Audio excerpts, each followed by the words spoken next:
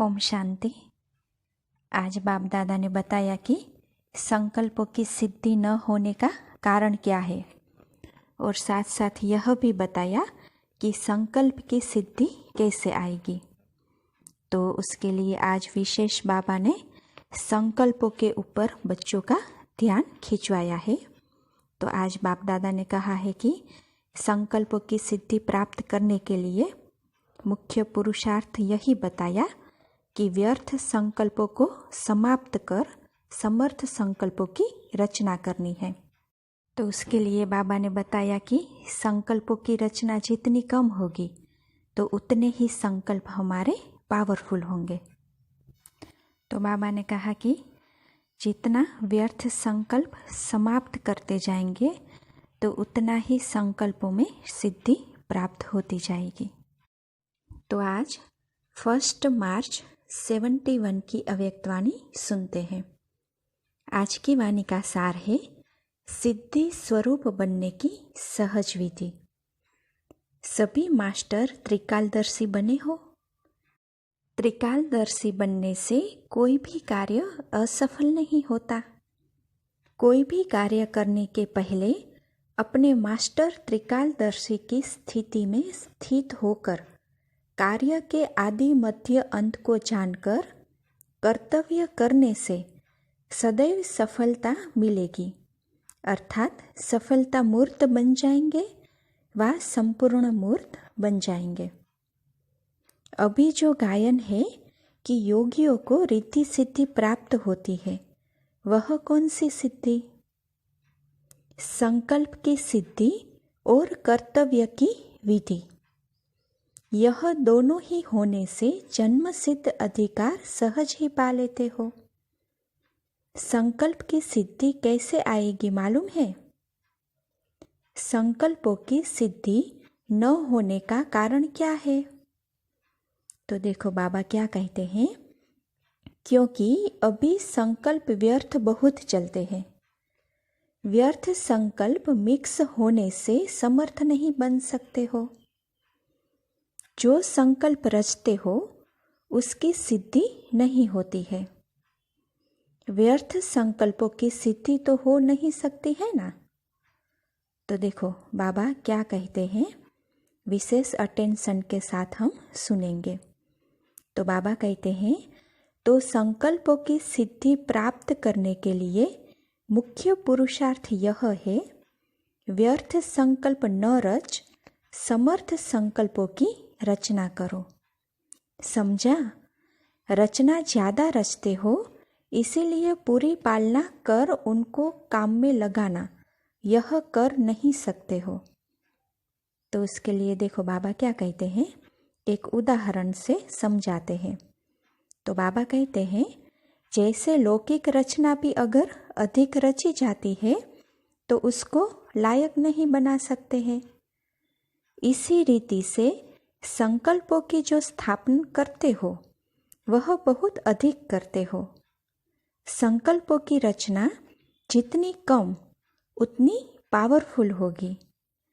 जितनी रचना ज़्यादा उतनी ही शक्तिहीन रचना होती है। तो संकल्पों की सिद्धि प्राप्त करने के लिए पुरुषार्थ करना पड़े।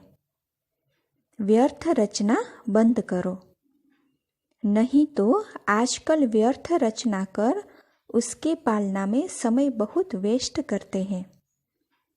तो देखो बाबा कहते हैं कि तो संकल्पों की सिद्धि और कर्मों की सफलता कम होती है। कर्मों में सफलता की युक्ति है मास्टर त्रिकालदर्शी बनना। तो अभी बाप दादा कर्मों में सफलता कैसे प्राप्त कर सकते हैं, तो देखो उसके बारे में बाबा क्या कहते हैं। कर्म करने से पहले आदि मध्य और अंत को जानकर कर्म करो, ना कि कर्म करने के बाद अंत में परिणाम को देखकर फिर सोचो। इसलिए संपूर्ण बनने के लिए इन दो बातों का विशेष ध्यान देना पड़े। यह प्रवृत्ति वाला ग्रुप है, तो प्रवृत्ति में रहते इन दोनों बातों का ध्यान देने से सर्विसेबल बन सकेंगे। देखो बाबा क्या कहते हैं, कि सर्विस सिर्फ मुख से नहीं होती, लेकिन श्रेष्ठ कर्मों द्वारा भी सर्विस कर सकते हो।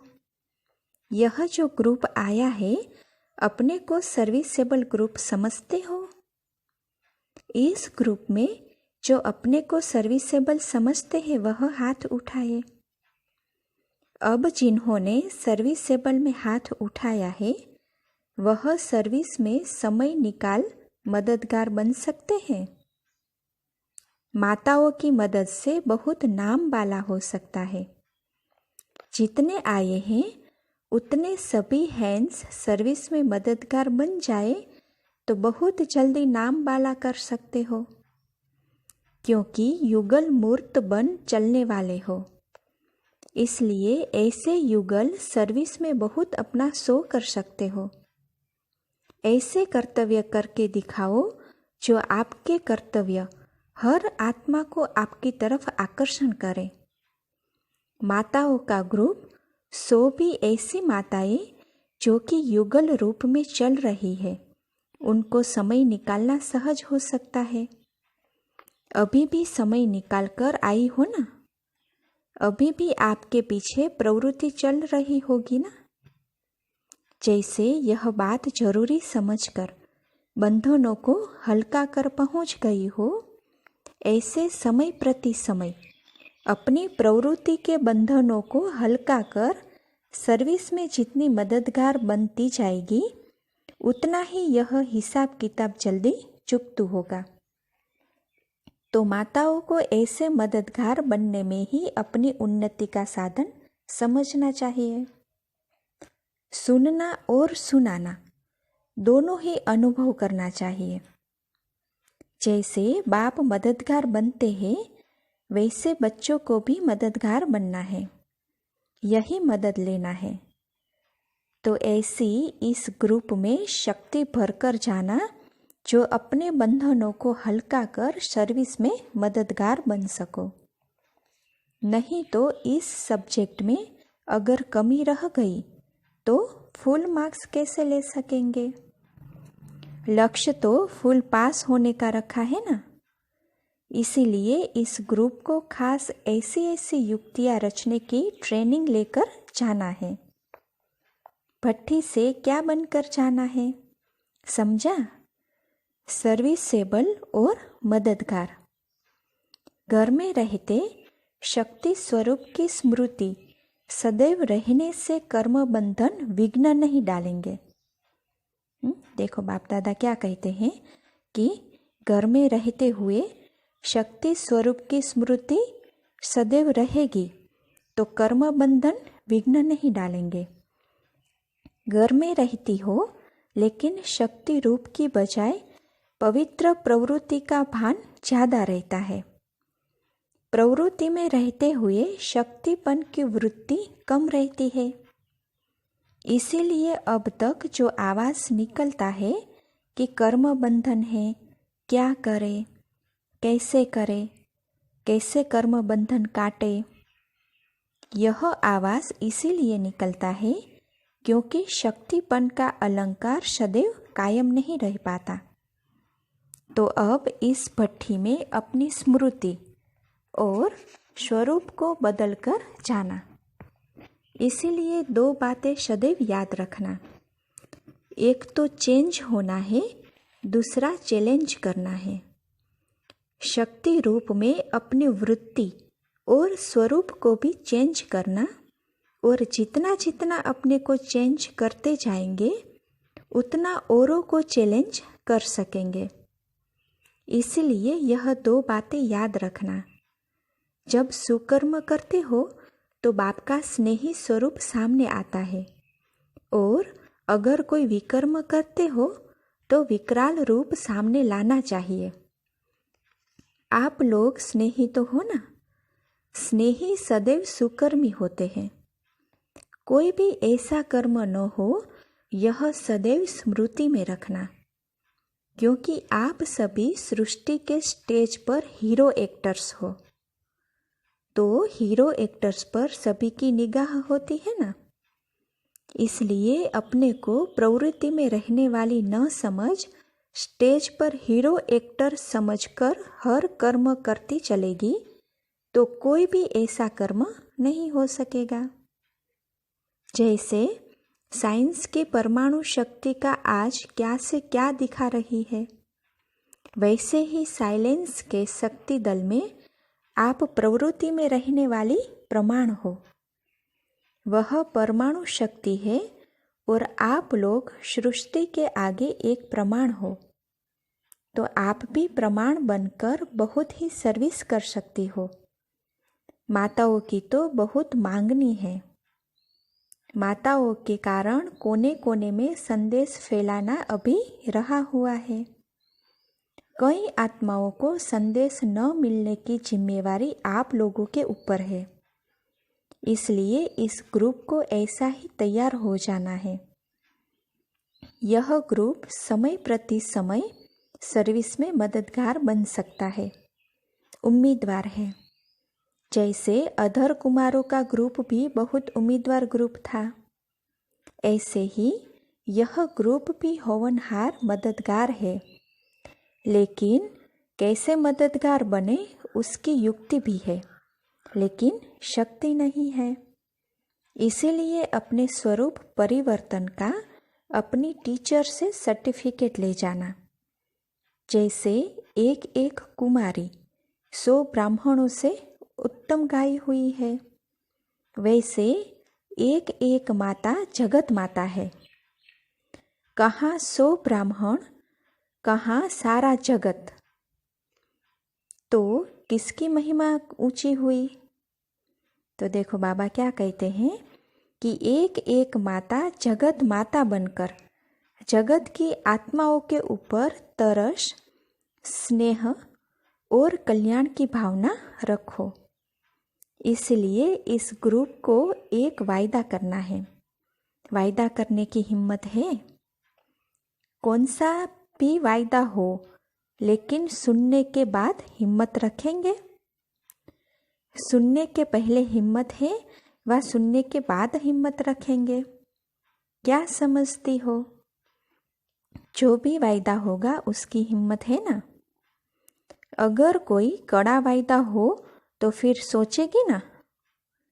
हर एक को यह वायदा करना है कि समय प्रति समय मैं सर्विस में मददगार और साथ साथ शक्ति स्वरूप बन विघ्न विनाशक बनकर ही प्रवृत्ति में रहेगी। तो बाबा कहते हैं कि सहज वायदा है ना। विघ्नों के आने से चिल्लाएंगे नहीं, घबराएंगे नहीं, लेकिन शक्ति बनकर सामना करेंगे। यह वायदा अपने आप से सदैव के लिए करके जाना है। कोई भी प्रकार की आसक्ति है तो वहाँ माया भी आ सकती है। तो बाबा कहते हैं कि आसक्ति होने कारण माया आ सकती है। अगर अनासक्त हो जाओ तो माया आ नहीं सकती।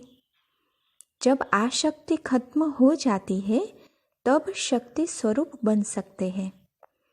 अपनी देह में व संबंधों में, कोई भी पदार्थ में कहाँ भी अगर आसक्ति है तो माया भी आ सकती है और शक्ति नहीं बन सकते।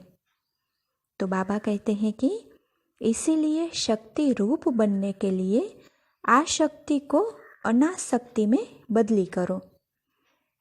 जैसे आप लोग औरों को कहते हो कि एक दीपक अनेकों को जगा सकता है, ऐसे ही आप एक एक सारे विश्व के कल्याण के निमित्त बन सकते हो। तो अपने कर्तव्य को और अपने स्वरूप को दोनों को याद रखते हुए चलते चलो। ब्रह्मा की भुजाएं हो ना, तो हैंड्स बनेंगे ना।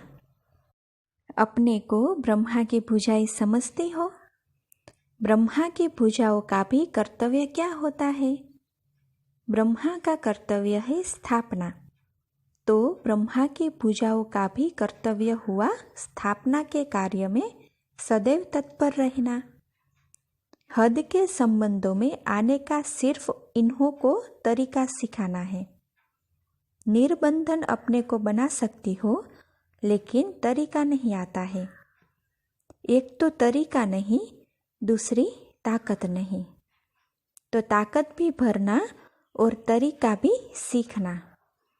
बाप दादा फिर भी उम्मीदवार ग्रुप समझते हैं।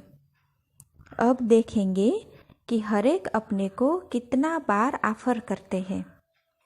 अपने आप को खुद ही ऑफर करना है। आफरीन उनको मिलती है जो स्वयं को खुद ऑफर करता है। अगर कहने से करते हैं तो आफरीन नहीं मिलती है। अब देखेंगे कि कौन कौन अपने को ऑफर करते हैं। स्नेही तो हो, लेकिन स्नेही के साथ सहयोगी भी बनो। इस ग्रुप का नाम क्या रखें? नाम संस्कार होता है ना, क्योंकि परिवर्तन भट्टी में आए हो। आप लोग भी नाम संस्कार के उत्सव में आए हो ना। इस ग्रुप का क्या नाम रखें? यह है सदा सहयोगी और शक्ति स्वरूप ग्रुप। अब अपनी शक्ति कभी भी कम नहीं करना। जब अपनी शक्ति को गवा देते हो तो रावण भी देखता है कि यह अपनी शक्ति को गवा बैठे हैं, तो वह खूब रुलाता है। शक्ति गवाना अर्थात रावण को बुलाना। इसीलिए कभी भी अपनी शक्ति को कम न होने देना। जमा करना सीखो। भविष्य 21 जन्म के लिए शक्ति को जमा करना है। अभी से जमा करेंगे तो जमा होगा। इसलिए सदैव यही सोचो कि जमा कितना किया है। अच्छा, ओम शांति।